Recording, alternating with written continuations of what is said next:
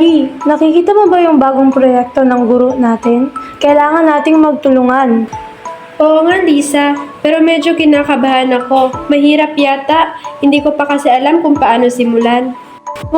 Huwag kang mag-alala, Ari. Magkasama tayo. Kaya natin to. Tandaan mo, sa pagtutulungan,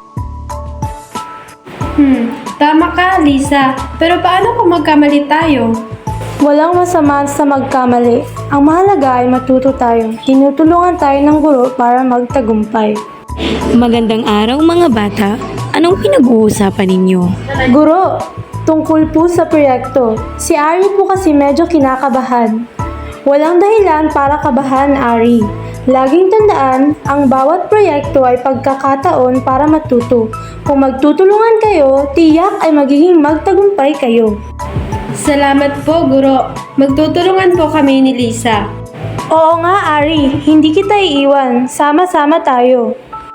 Lisa, salamat sa pagtulong sa akin. Hindi ko kayang tapusin ito ng mag-isa. Walang anuman, Ari. Magkaibigan tayo. Kaya't magtulungan tayo sa lahat ng bagay. Tama ka. Huwag tayong matakot magkamali. Basta't magkasama tayo. Magandang trabaho mga bata.